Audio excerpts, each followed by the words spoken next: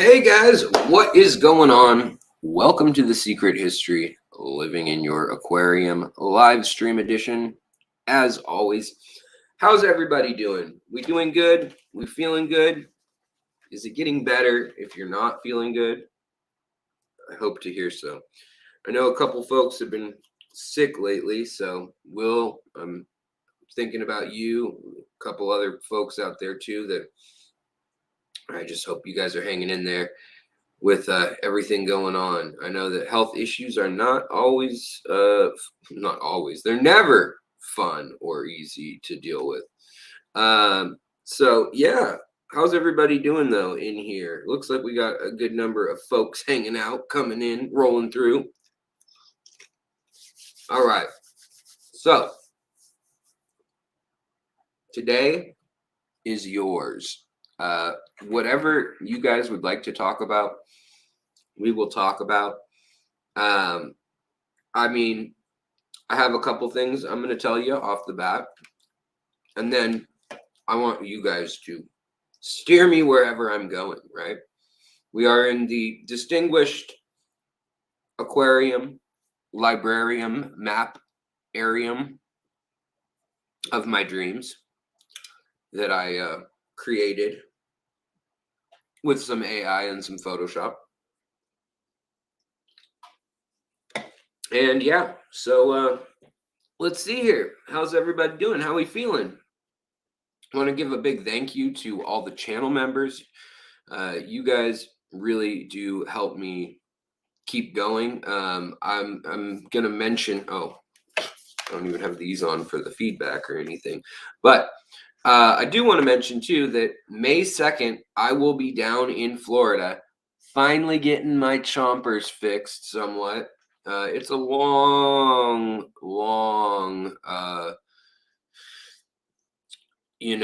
process to get implants and posts and then crowns and bridges and all that stuff, that when they're going to strip me of all my teeth, I'm going to be gumming it right now. I'm already missing the bottom, but it is going to be $15,000 compared to 45 grand up in Seattle. So I'm going down to Florida, and lucky for you guys and for me, lucky for you guys if you like the content I make when I go travel, I'm going to be bringing the dip nets and the camera, and I think I might treat myself, or the channel so to speak, to buying a GoPro that's waterproof, that's mounted on a monopod. I think that's what I'm going to order tonight. If anybody has any advice in chat about which one to get, that would be helpful. I'm used to editing and everything on the phone because the laptop I have doesn't have a suite of software and things anymore, like for editing very well. It's got some basic things, but also it doesn't handle like HD processing super well. It's more just my streaming setup, and that's another thing I need to get, but it's on the horizon. You guys know life's expensive. So if you guys have any suggestions on a waterproof camera that I can get the video off of and onto my phone easily, or up to the cloud, like to Google, to what do you call it, Gmail, or to Dropbox, I would appreciate hearing what you guys think is a good one. So let's start out by saying hello to some folks in here. And also, I want to apologize ahead of time if my eyes start getting tired and stuff. I got some new glasses. I was at a concert that I may or may not have gone to by choice. Well, I was with my wife, and I love doing anything, with her, going out and about. But it was a fish concert, and not the kind that we like, guys. It was a PH ISH concert, and I had a really hard time with the strobe lights. It actually induced a petit mal seizure where I just dropped. So that was not good. Uh, but it's been this ongoing thing also with like my ability to focus and my eyes and stuff. Oh, like I can't sit at a screen for too long either now. So I've been having to be aware of that. So I've got the blue blocker glasses to maybe help. So if you see me go Ray Charles, you know that the eyes are getting strained or something. All right. So what is up, everybody? We got J Manhatch. What's up? Michelle, what's going on? Coro, always good to see you. Mel, what's going on? Sky Dancer, Emma the Sea Witch, Nomadistar, hello, welcome, come on in. Rye Guy Outdoors, Clearbox Swimmers, Average Fish Keeper, hey buddy. K Ivonkick, Sparrows Fish, Sparrows. Jeff Kane, as always, you are a reliable mother fluffer. Anthony Udovich, hello. Candy's World, hello also. And who else is in here? Jasper, hello. Good to see you. Clear Box Swimmers, we got you before. Who else is hiding in here? Zoltan's Aquatics, Pockets Bud, Laura, what is going on? Or Laura, Sage, good to see you also. And Sky Dancer, as always. Carolyn, hello, how are you, my dear? Good to see you. And let's see, I think, Spirulina's here, and Leo is here. Asia is here. Nano Aquarium got, man, all my favorite people are here. 3G's also here. All right, right on. Giggity goo. So I'm gonna hey, and Fish Tropics here. James Tucker's here. Curtis M is here. Man, we got lots of folks in here today that I like to see. My your ears were ringing. Charles, hello. So Nancy B in Tennessee, good to see you on me or on my show. Ira, hello as well. A YouTuber, hello as well. So let's kick it off with. I thought today maybe we'd go over some hot takes, as the kids say. Hot takes, as in controversial statements or beliefs in the aquarium hobby. And Nomadistar says, Alex, I was gutted by your video with some of your tanks being decimated. Yeah, that was really hard. I lost some cichlids that I've been keeping for over 2 years and that are, other than Lawrence Kent and maybe one or two other people, they don't, they're not in the hobby. He's who had them. And luckily, he does have a breeding colony and he can spread them still. And I did manage to save a few of the Haplochromis, but it's just really, really, yeah, it's really frustrating because I traced it down that they flushed out my system and I talked to the water company.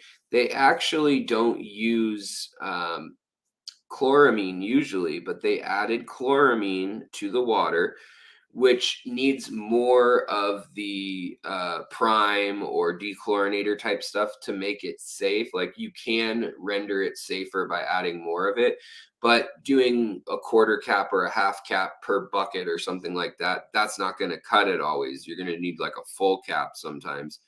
And yeah, so that is sad and really frustrating. Honestly, I don't even want to go into that room and look at those tanks. I've been walking past them. Now, two of them were very heavily African alkaline cichlid type tanks, and so they really didn't have the plant load to handle any sort of spike or anything.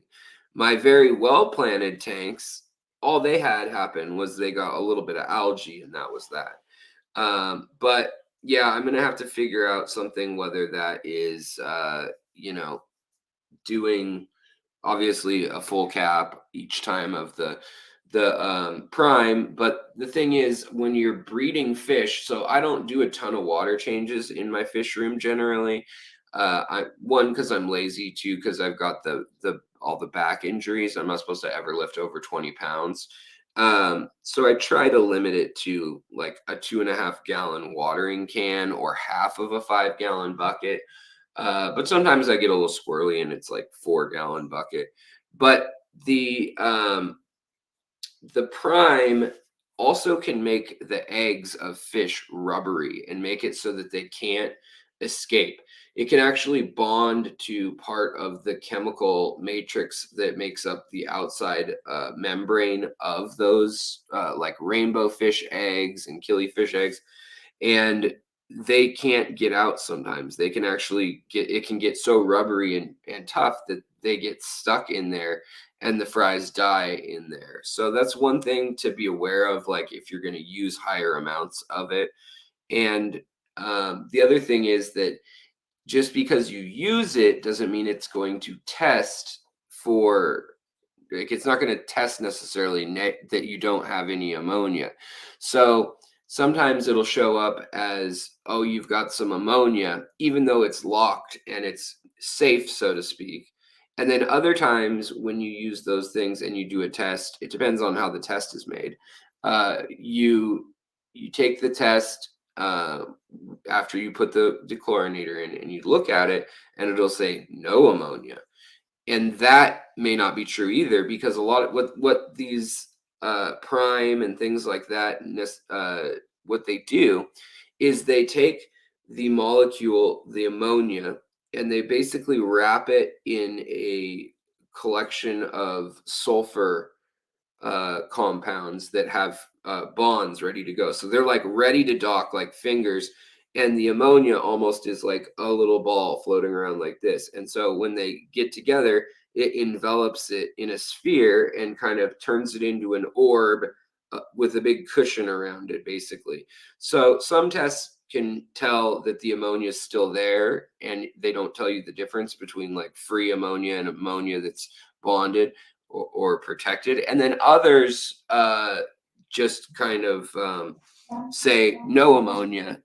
So it's important to kind of track down and figure out which one you have, or to let it gas off, break down for 24 hours, have a big tote, something like that. Now, my wife doesn't want me to have anything like that in the house, and I can understand that. But if I had my druthers, I would have an IBC tote with like 150 gallons of RO or filtered water just waiting all the time. Thanks. Nomadistar says the duckweed video blew my mind. You know, that was a video that I just feel like a lot of times in our hobby, I want to connect the world to our hobby. And even though directly, yeah, the benefits of duckweed that are being studied for things like large scale old agriculture and things like that, uh, it's not that it's not part of our hobby or science, but it's outside the purview of any channel other than maybe like a science channel or, you know, like SciShow or one of those kind of channels. And I just feel like there aren't that many fish keepers who go over that kind of stuff. And I think sometimes when we see the ways in which our aquarium and the little ecosystem we've created in our house can replicate that ecosystem at large out in the world, that all of a sudden things click for us, for engineers, for scientists, and we can sometimes come up with creative solutions on different scales, or try experiments and things on a smaller scale, and then apply that to a larger situation and see if it works out. And in the case of the duckweed, that's exactly what's happened. Can you use distilled water? Is it safe for aquariums? That's a great question, retired Rick, and welcome as well. So, yes, you can use distilled water. Now, the thing is that distilled water has no buffer in it. So if you don't have a substrate that has some sort of minerality in it, some sort of carbon, or if you don't put like a tablespoon or teaspoon of baking soda in there in the water too, that would be like at a minimum.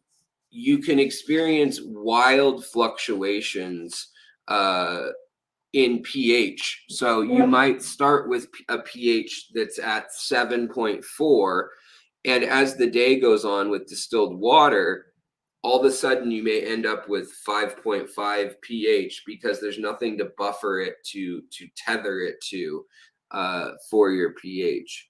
Gardaki, hello. Mr. B's CPDs, hello as well. And yeah, let's see here. Father Fish, hello. How are you doing?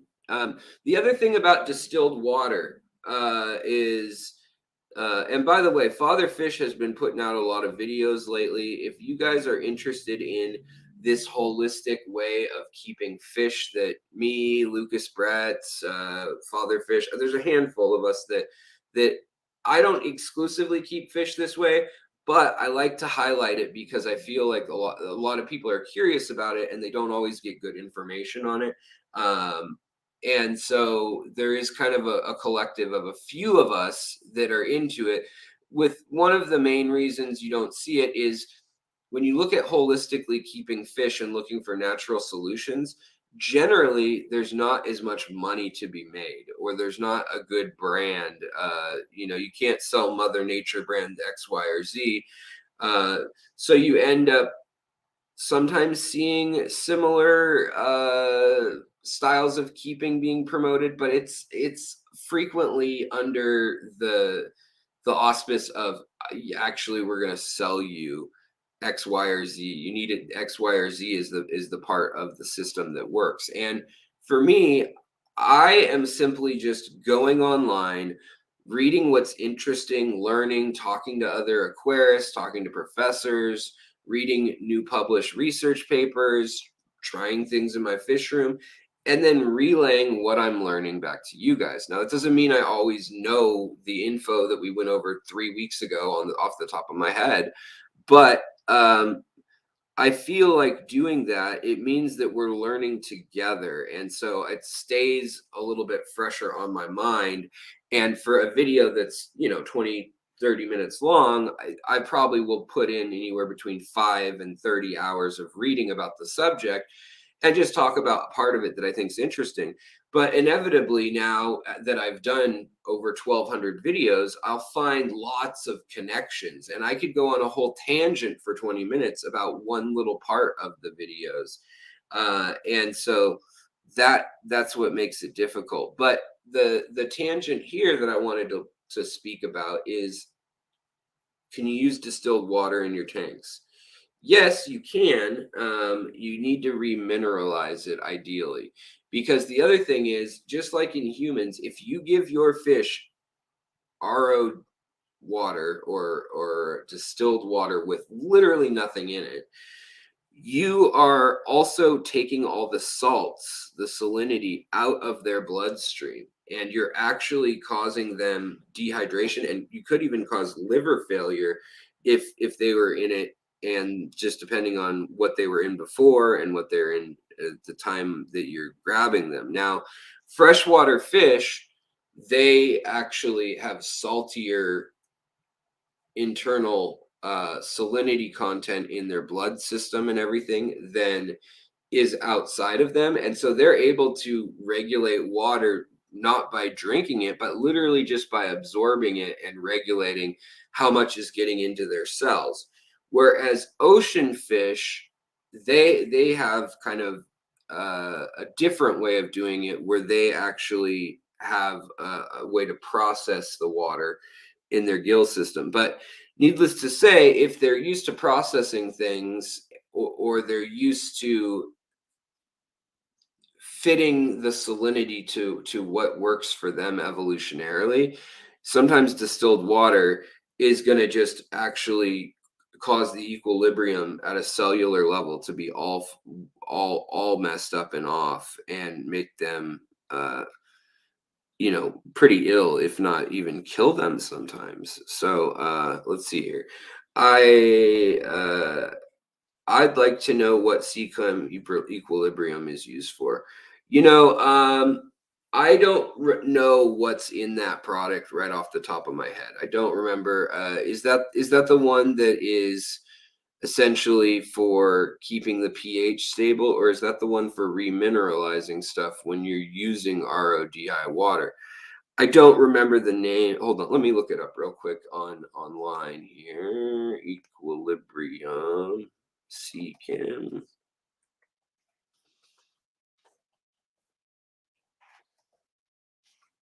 And I mean, luckily, I happen to know the head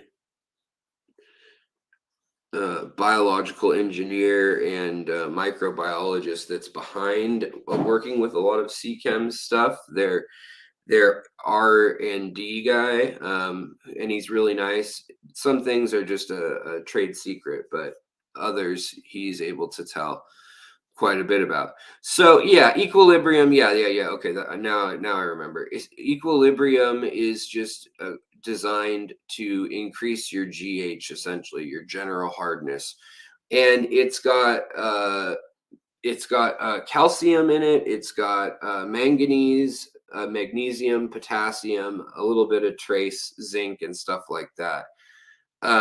So it's a good way to buffer your tank. If you were to use distilled water or something like that, you could use that. That would work too. But just as there's that solution, there's always other solutions, like just adding a little bit of crushed coral, or and mixing that in with your substrate, or things as simple as adding a tablespoon of baking soda. Um, but yeah, all right. Let's see here. Fishery, I've read about using salt dips to help pull water from the swim bladder via osmosis. Is the opposite an issue with RO and distilled? Yeah, that's pretty similar actually. It can literally pull it out of their body and dehydrate them. And in humans, even too, if we're drinking distilled water or even just plain water, and it doesn't have minerals and electrolytes, sometimes you can literally wash out, you can cause your kidneys to be processing all those salts and electrolytes. And instead of holding on to them, it'll think, oh, I've got all this water.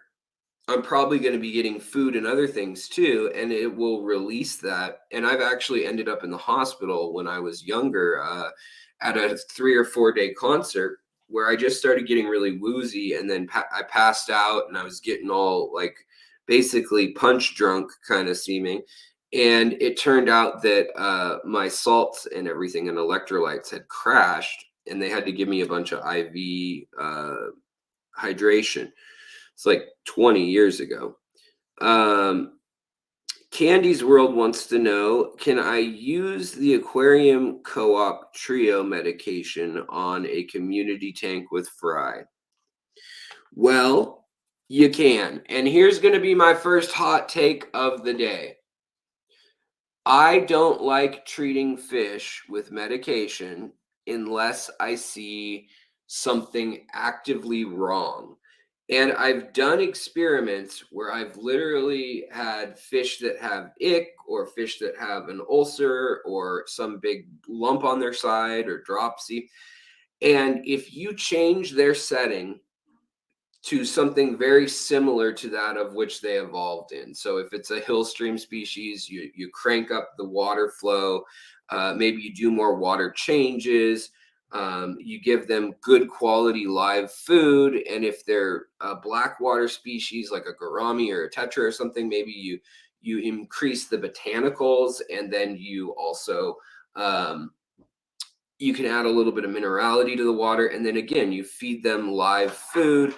I've found that the rate is almost 50-50 of how effective the chemicals are versus just putting your fish in a healthy habitat. I mean, especially if you can put them in an acidic habitat of like 6.0, 6.6, then your ammonium and all and your ammonia constituent parts are gases and things, and they actually break off and some stay in the water, but the ion that is there actually can't remain there when the pH is below 6.5, 6.6. And so that's it's pretty fascinating that occurs, and a lot of people don't know about that. But now they're thinking that in those waters, it's fungi as well as bacteria, as well as other archaea and little tiny protozoans and plankton and algae that all work together to make that a hospitable place. Let's see here. Oh, so I would say if you see that your fish have ick, for me, if they can take the temperature jump, I will simply turn the tank up to 86, and that's it. I'll wait 2 weeks and wait out the infection, and then usually they'll get over it. If a fish is really badly covered in like fluff or some sort of fungus or something, I'll take it out, honestly, usually, and just put it down.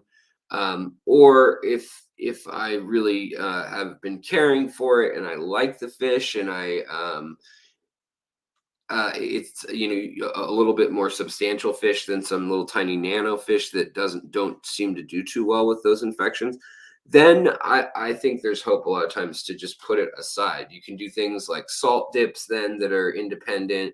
You can use things like potassium permanganate and some of the older cures or whatnot.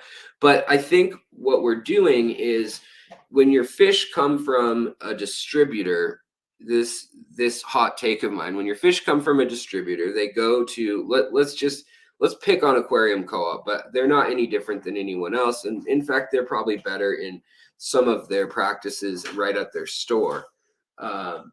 And it turns out, that when they get their stuff, they'll treat it prophylactically, and so they'll treat it with the antibacterials, and they'll treat it with the anti-parasitic, and the what else is it? And the ick. And to me, ick is going to be on your fish whether you like it or not. Ick is just always on your fish in their slime coat, somewhere in their gut biome. I don't even know where it comes from, but it just shows up out of nowhere very frequently, especially if you've got a densely populated tank and all of a sudden the heat or the temperature is down, or they're stressed and there's some health issues. All of a sudden you'll see ick just appears out of essentially nowhere. And if you turn it to 86 Fahrenheit, 86 degrees Fahrenheit, I think it's technically it's like 85.4 or some number like that. But if you take it to 86, 87 degrees for 2 weeks, which you can with a lot of tetras, corydora, angelfish, a lot of the African cichlids, catfish, things like that. It's the things like hill stream species that sometimes don't do so well. Sometimes like the rainbow fish or the pseudomagills or the Styphodon gobies, things like that. Sometimes we'll have a really hard time with that or temperature change. But I will do that, and that will take care of that. But I will wait until I see white dots on one of the fish because, like I said, without signs of major illness, I don't think it's necessary to be treating our fish with anything other than anti-parasitics if they're benthic fish. So if they're your catfish, your pea puffers or puffers, things that eat basically the detritus and the critters on the ground, that those are very, very prone to getting some sort of worm or parasite. And those are the ones that I would maybe treat prophylactically or in advance as they come in. But otherwise, I feel like we're desensitizing our arsenal, and the government also feels that way, in that they're going to be limiting some of the chemicals that we can get in the hobby, because they've been used so widely for cats, dogs, elephants, mice that are trained to wear a chef's outfit and cook French cooking. You know, who knows? They've been used all over the place, and they get only half a run used, or a lot of times you'll have a gram positive infection. And who's to say that the animal didn't just get over it versus a gram negative infection? So then you just built some super strain of really resistant infection that can get passed on to the next group. And so that's why I am kind of against prophylactically treating, other than, like I said, when you're getting wild caught stuff, and you know that it's lived its life in the wild, there's probably a good chance it's going to have parasites. And that's where I like to use the big guns, the levamisole, or I guess that's how you say it, levamisole. But Fritz also sells it as Expel P, I believe. And it's kind of expensive that way. I think it's 22 to 28 bucks or something, but it lasts a good while. And that is a dog, sheep, horse dewormer, so it will work really well. But a little goes a long way. So yeah. Let's see here. Michelle says, "Hey everybody, first time tuning in." Well, welcome, Michelle. I hope that it's not your last time tuning in. I guess that's probably up to me. Dave, what's going on? Oh, well, that is awesome to hear. The research I've been up to, let's see here, what's the exact quote is, "The research reinvigorated me to start fish keeping again." Right on. Well, that makes me happy. You know, that makes me feel like people are getting enjoyment out of this whole process, out of the learning, and the fact that it's not going to be perfect. It's not going to look like the European quality of things. Muppet 929, what's going on? Trust and Obey, what's going on? Good to see you.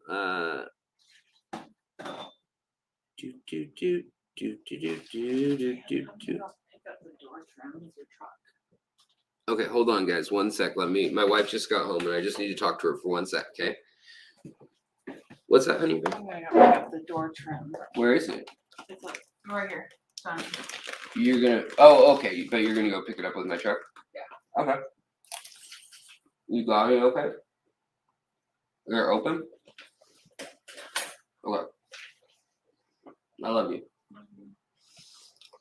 This will be over soon. These idiots watching don't know. Oh, hey guys. I mean, these beautiful, beautiful people watching.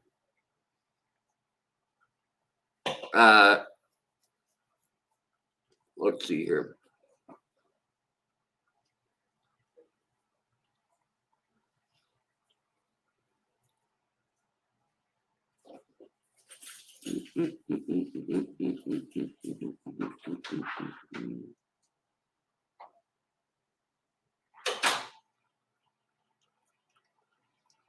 Susan, hello, welcome.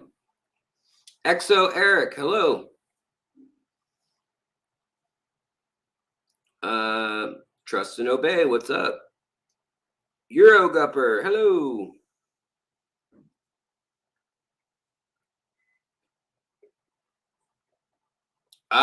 Is a self-feeding tank even possible? And Anthony, thank you. I try to be technical, but you know, sometimes not. So yeah, is this a hot take? So yes, it is possible to have a self-feeding tank. Is it practical? Not so much. If you like looking at lots of fish diversity, no, it's not the easiest thing to do. But if you have a, say, 40 breeder and you're willing to keep maybe 10 nanofish and one or two, like maybe like one ancestris or some farowellas and some autosynclus and maybe celestial pearl danios, let's call them, let's say those for an example. If you've got 10 or 12 celestial pearl danios and your tank is just, it's deep substrate, it's thick with plants, then yes, you can definitely have a tank where you will never have to put food in there. It really depends on your fish more than anything. Like tilapia, for instance, they'll eat duckweed and survive their entire life eating nothing but duckweed.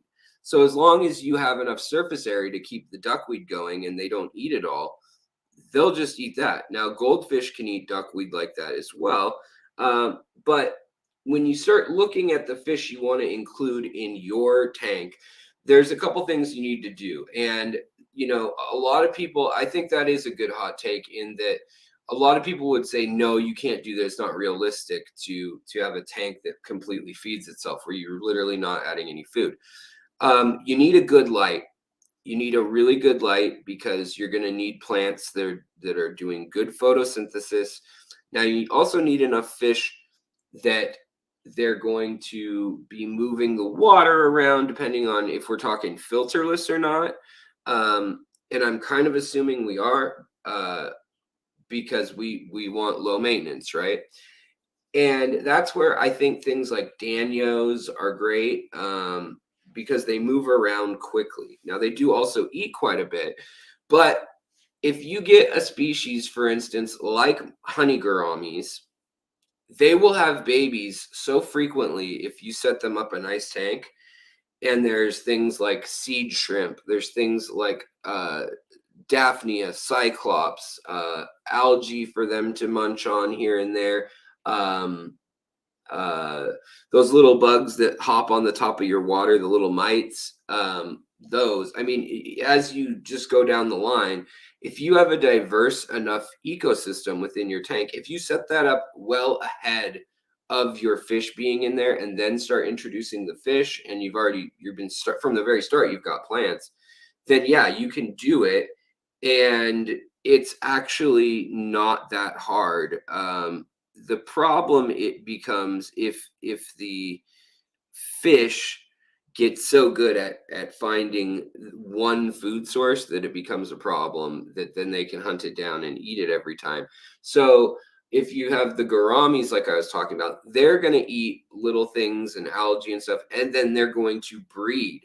And they're going to have all these tiny little babies that are going to be super high in protein and great, like might as well be worms or something. And yet the next fish in line in the food pyramid might be surviving off of the fry of, say, guppies or um, some sort of high yielding fish, either the rate or the number of babies that they crank out. I've had tanks where I don't feed them at all, and they're just eating babies of a species like a guppy or a swordtail or a molly, which those can actually survive completely off of eating algae, at least for months on end. And then if you have some other little food items in there for them, such as the scuds or cyclops, things like that have established well, and there's little nooks and crannies where they're going to hide, even if they get kind of decimated by the fish in the first few months. Though there is an equilibrium, and if you've got a nice dark period too, and you don't have, for instance, Corydoras, Corydoras are going to hunt down all your worms, as the black worms and things, if you put those in your sand, come out at night. But if you do that with something like a set of guppies or something, they won't do that. They're not the keenest of hunters, and it'll work out. Same with like CPDs, small rasboras. You can easily keep them in a tank where you don't need to add food. If you do want, kind of a step up from that, then it really opens a lot of doors, because you're alleviating that pressure valve of there being kind of a tipping point of those scuds or shrimp or whatever it may be that's in your tank, the population dropping, and then all of a sudden you just don't see them enough. So yeah.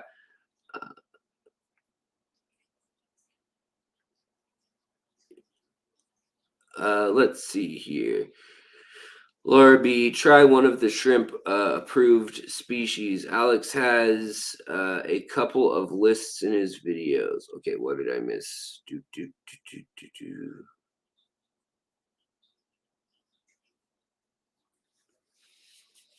Laura B, what was your question back up here?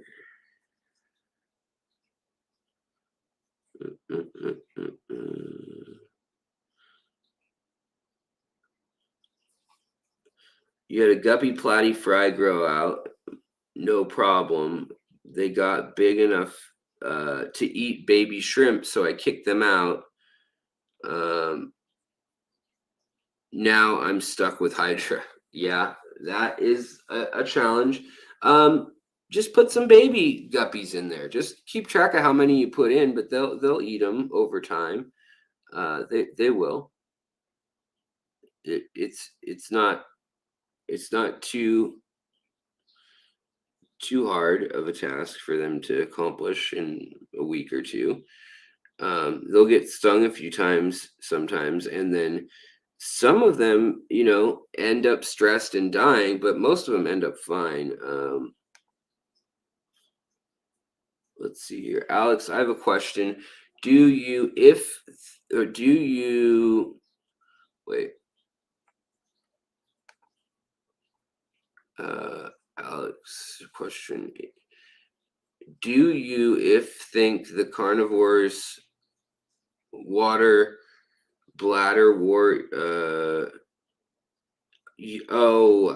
I get what you're asking, does utricularia gramifolia,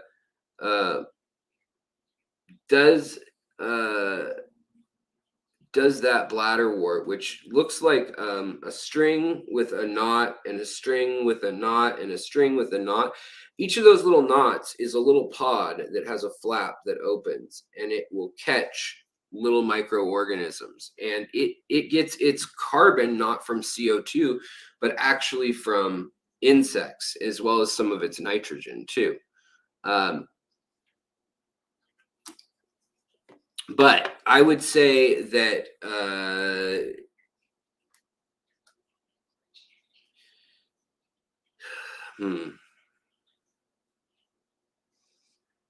will they eat food flakes? I haven't seen that going on.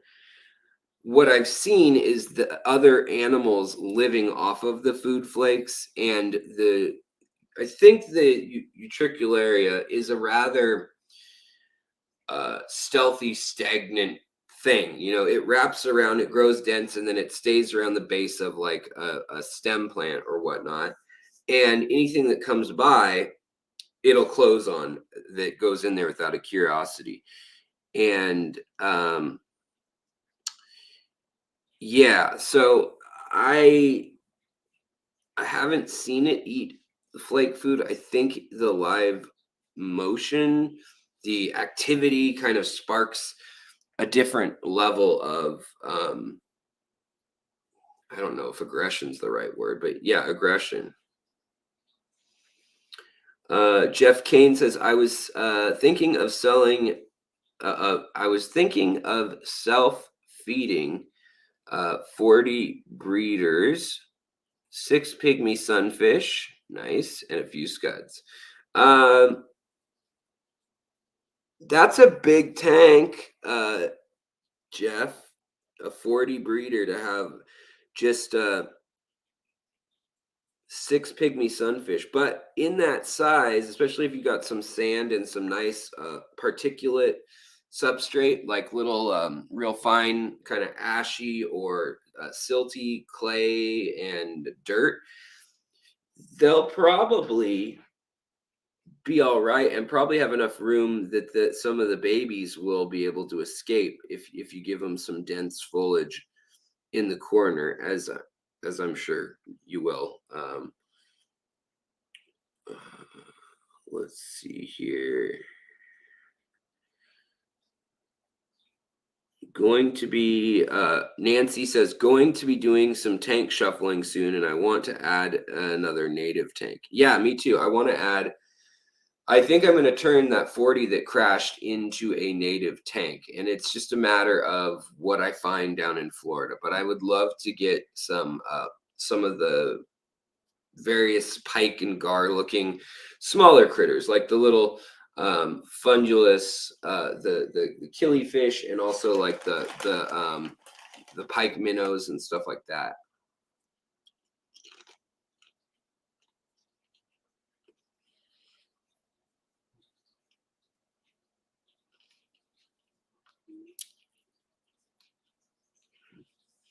Leo says,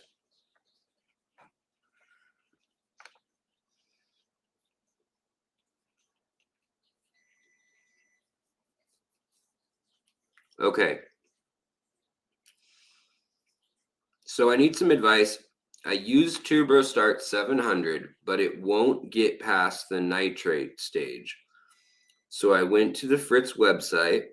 It says KH needs to be above 4.5. Mine is at 2. Okay. So I would say get it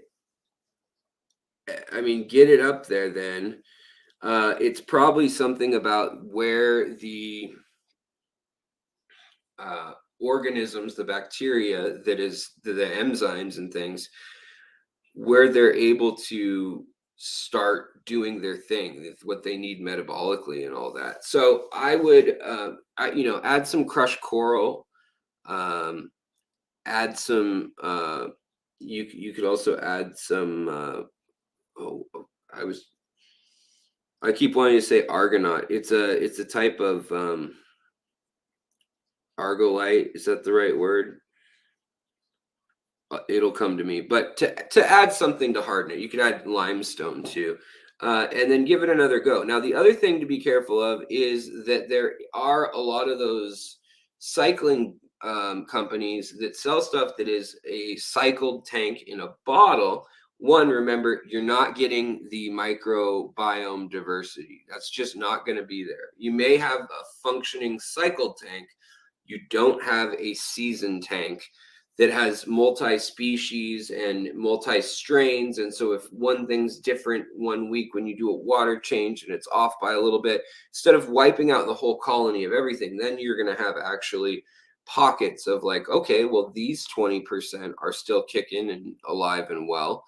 And I've actually seen that same thing with like sponge filters. When I've gone and I've wrung out a really old sponge filter, I found that the sponge filter actually, when you put it back in the tank, it starts to colonize in different clumps. Like you can see it building the biofilm, in different areas. And sometimes it even has slightly different colors.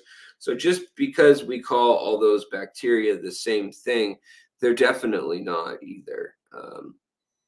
So sorry guys, my eyes now, I'm getting to the point where my eyes have a hard time reading the screen on this laptop. I'm going to need to get a new laptop. Anyone experience sealing galvanized stock tank to make it safe for fish?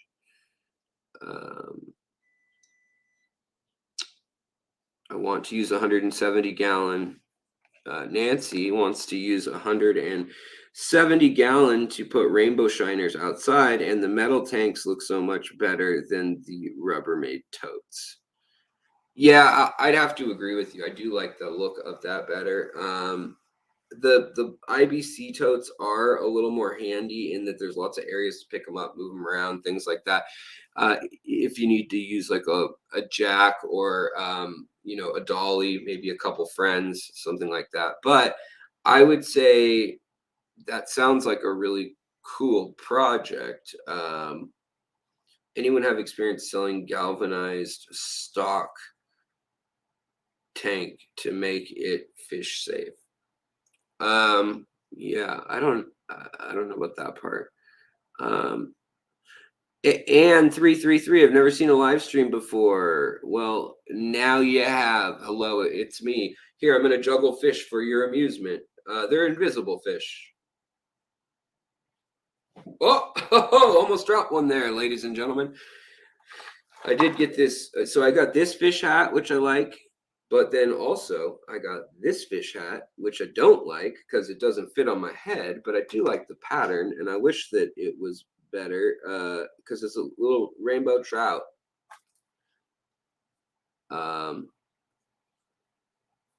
Let's see here. Jeff Kane, Nancy, could you look into some type of coating that would, for a plywood tank, store hold on guys, let me share so you guys can know, you guys can get in on the inside joke, but not a joke, just what I'm saying to myself. So I'm not just mumbling to myself here, and it looks like I'm looking down because the the webcam's pointed kind of up. Hey George, what's going on? Good to see you, buddy.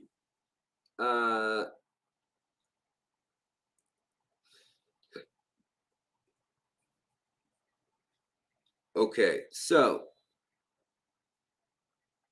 do we have any other hot takes that people want to mention?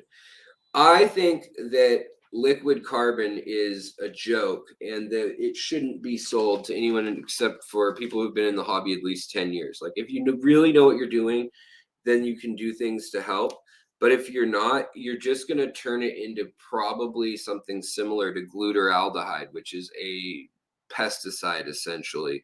So when they sell it as an algae cure because of it being some holistic thing, it's not. It just creates a anti-algal process essentially. That, and it doesn't feed your plants the way you would hope it would. It's not like pressurized gaseous CO2. It's like bonded CO2. So you're on the cellular level going to have to rip it apart for it to even be useful. So I think that is one of the useless things in our hobby. Not completely, but pretty darn useless in my opinion.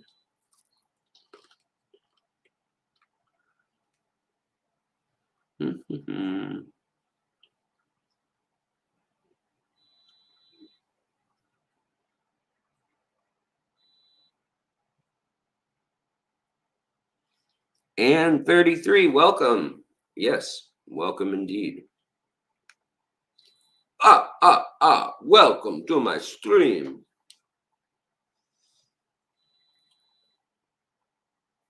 Why do people want to get rid of algae? It's great. Now there's a hot take. I also like algae. I want to be able to see in my tank, but yeah, I think algae is just fine. I think it protects your tank from having massive ammonia spikes. It can be a little unsightly, but I think we need to rethink our ideas of nature. People in America now, we're so removed from nature that we have these sentimental and nostalgic feelings of nature a lot of times that aren't even ours. They're like David Attenborough or Jacques Cousteau in America. And we remember maybe like Yellowstone or Yosemite or somewhere you went, Shenandoah or whatever, a park when you're a kid. It's this idea of nature and like wallpapers and screensavers on computers of fish or the sand dune, wall thing.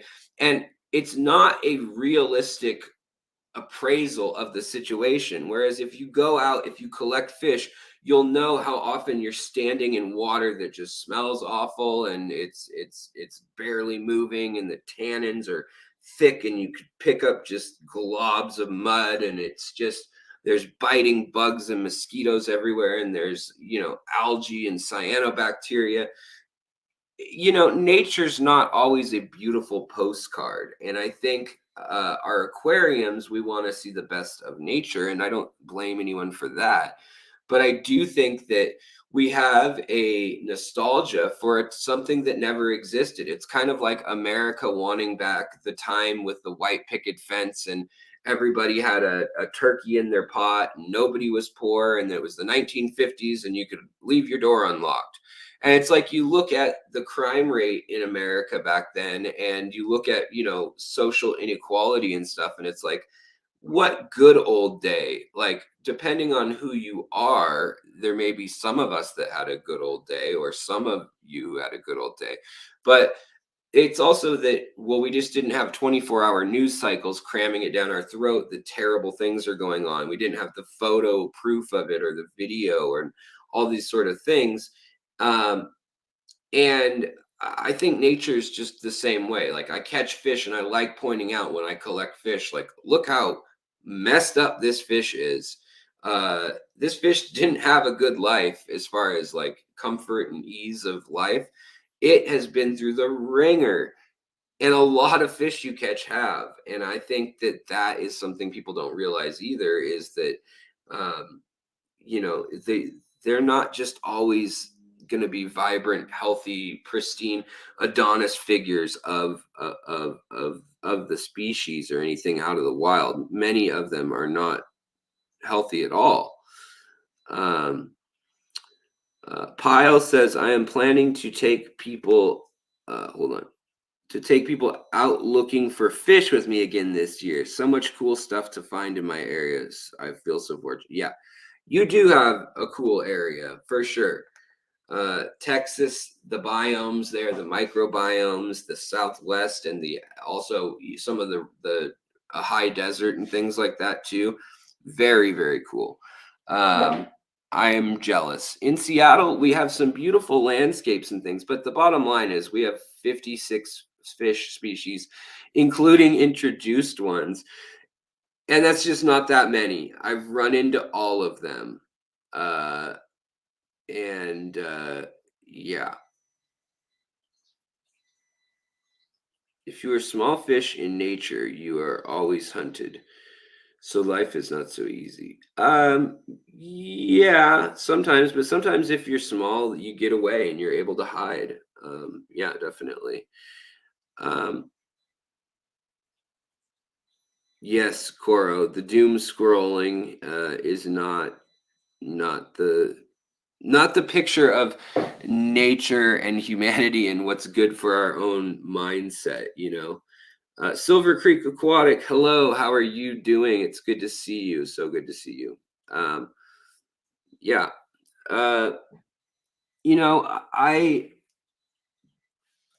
I think sometimes like for instance, in last year's Aquascape contest, we gave good points to Mr. Pyle, Mark, because he had an aquascape that had layers of dirt done very well, like real live sampled mud or dirt from a riverbed that went from silt to a layer of banding with some pebbles to another packed layer of silt to like, I mean, he incorporated this stuff over time and clearly did like washouts to simulate that it was like, a desert and all that. It was pretty wild to see. But then now, that same tank, it might have been 2 years ago, but that same tank now look beautiful. It's got all this algae. It's got some anacris and elodia growing in it. And it has pumpkin seed fish, I believe, or maybe red-eared, I don't know for sure. Maybe red-eared sunfish, is that what they're called? Red-eared sunfish, the newer ones. But in any case, it's a beautiful tank. And at first, I knew a lot of people were going to say, that's not pretty. Like, how can that be one of the top rated tanks? And uh, Rigel and Alan Bauer and I knew that that was going to be a tank that would grow into itself. And to me, that shows so much. Red-eared sunfish. Sorry about that. Yeah, red-eared sunfish is what he's got in there. And yeah, very, very cool fish. I love them. And that is actually one of the things I was going to tell you guys too, is when I get back from Florida, assuming that my surgery goes well and I don't, perish or have my jaw disappear, some sort of Harvey Dent situation or whatever from Batman. Or Two-Face, I guess. Then I plan on coming back, and my dad has some natural slab cedar. It's beautiful. It's got a natural edge, and he got it from somebody had it on their property, and the wind had knocked it down, and it was probably close to a 400-year-old cedar. They figured, so very close to the old growth, the ancient growth that we have here. That some of the patches are like 1,000 to 2,000 years old. But anyways, we were able to get a piece of that wood, which is really unusual. It's really rare, and had it cured and everything. And now I want to use that piece of that slab of wood, and we're gonna build like a little just a little table, like a table with 4 legs, maybe a frame for some equipment below or a bucket or something.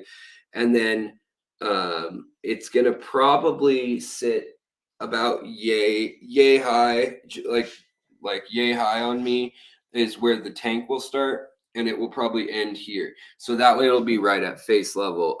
But we're going to do an outdoor cold water tank in the 55-gallon finally. So I can say that my dad actually went out and even got the piece of wood now and everything. So we're ready to go. And when I get back from Florida, we should be working on that. Amisa, thank you. I tried a pair of Apkiosmyon. I don't know that fish. Jogerai Sheila. Man, I don't know that fish at all. Okay, sorry. Let's see. Will it let me? Take it it's a killifish, but anyways. The Yeti, saying a fish needs certain conditions like cullies need sand, gobies need rocky tanks isn't always the case. Fish can be more adaptable than people realize. Yeah, that's definitely true. Fish don't need much of anything as far as keeping them alive, like maybe temperature, some water chemistry, and food once in a while. That's about it. Um, I've had tanks where fish live with parasites, with like worm infections, or like they keep maybe one of them, like a betta that has big fins. Maybe the fins just keep getting infected over and over and over, and you see the fin eroding, and you try to do other things and cure it, and it's just not working.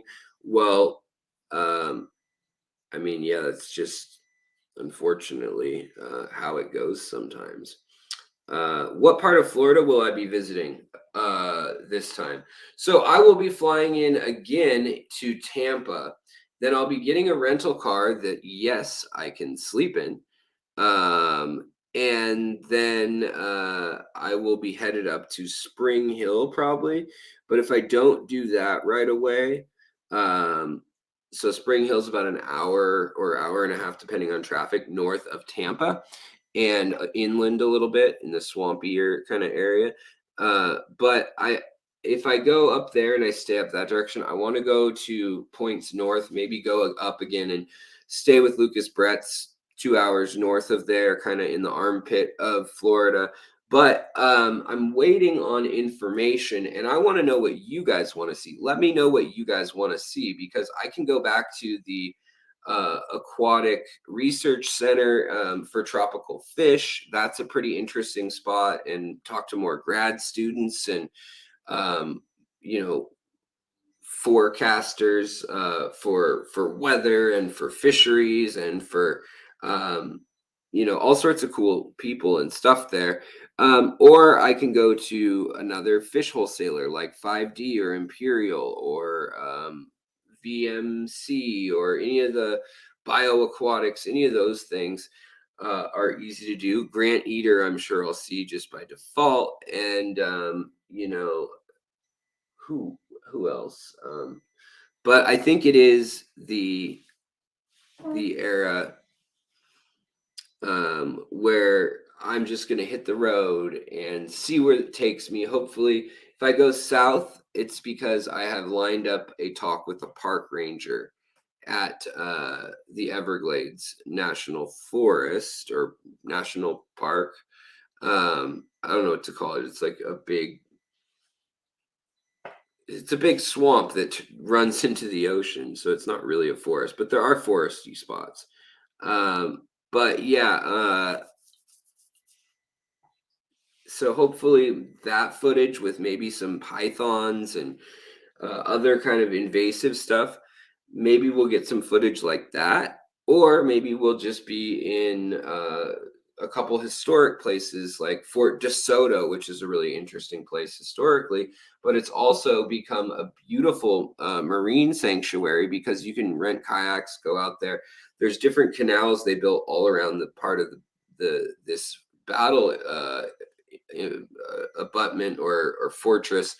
And then there's also all sorts of flooded out like little swamps or lagoons. Some of them are brackish, some of them are fresh, some of them are really salty. But then there's all this history there going all the way back to the Spanish rule. So hopefully between that, maybe the sponge docks where they talk about Greek and Mediterranean divers and their families moving from all over the Mediterranean to that part of America. It's I think there's a lot of cool stories along the roadways of Florida to tell. And I have a week or so before the actual surgery on my trip. So I'm pretty freaking excited. But I might be just checking out a lot of ditches over and over again, depending on the heat and the weather and who knows. So yeah, I'm really excited, guys. I'm really excited to be going. Alex, you should check out Ocala National Forest. Yes, I've been there. It is incredible. I do have a video when I went to Silver Springs, and that place was just freaking gorgeous. I want to go to Rainbow Falls, Rainbow Creek, Rainbow Springs, whatever they're calling it now, and Alexander Springs too. Those are the other ones that were kind of on my list right off the top of my head. Other than that, I don't recall which other ones are there, but there are so many out there. So it should be a lot of fun. Why does everybody always bash on duckweed? Johnny, I don't know. I don't know. Just because I guess it's unsightly. It once you have it, you're never gonna get rid of it fully. It always sneaks back up on you. That's probably why it blocks out light and also O2 exchange or gas exchange in your aquarium in theory. But if you have any flow or circulation at the top of your tank water-wise, then that shouldn't really be an issue. So then it comes down to aesthetics and size and all those things. It is going to depend on the weather, definitely.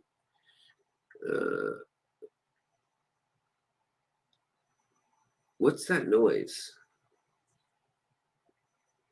So there's a beeping noise I'm hearing.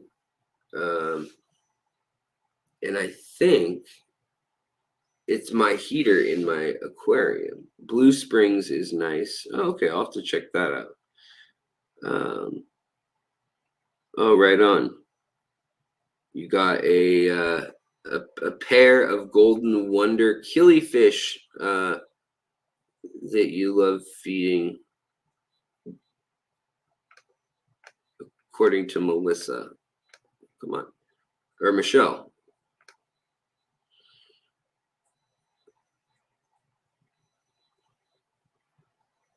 All right, Colorado, tubs coming out soon. Yeah, I hope the tubs will hurry up and come out soon.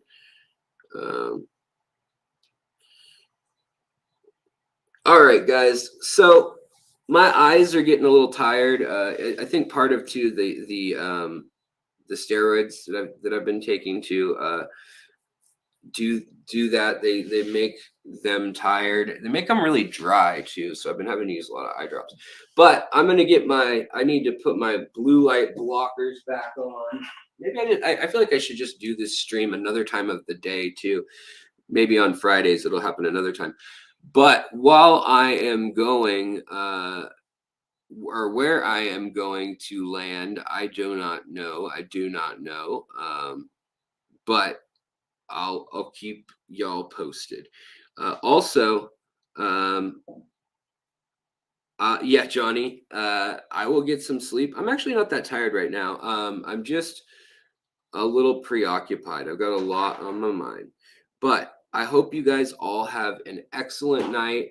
I hope nobody was so offended by such hot takes. And we'll be back soon again with another live stream. Flux app light for the screen. Yeah, I'll do that. I don't have the app on the computer, but thanks. I'll look up and see if that's the same company. Good night, everyone from the chat. Good night. All right, guys. Yes, very true, Anne. All right, guys. Thank you so much. Have a good night. If you're gonna go see Bentley, enjoy his stream, and I will be back sometime Friday probably, but maybe even sooner. Might do a late night pop up or an early morning pop up. Who knows if I'm feeling squirrely. But thank you guys so very much for questions, for hanging out, and for tuning in with me this evening. I hope you guys have a good one, and I hope your fish and your plants and your tank and your ecosystem all are doing great. And I just appreciate you guys so much with your comments. And I'm at the point now where you guys have so many comments on the videos lately that I can't get to them all. And as much as I would love to, I can't. And that's a good thing. The channel's grown that much, but I'm gonna still try. By gosh, golly gee darn it. So it might just be a little heart, like I read it. I read your comment and then moving on, but I'll still try because you guys mean a lot to me, and the time you dedicate means a lot, even more than money in a lot of ways. But money's good too. But anyways, thank you guys. Always learn a lot from you guys too, and just as you learn, bring it to me. As I learn, I'll bring it to you. It will be a team. So that's what this channel's about. And I'll see you guys later. Have a wonderful night. Goodbye.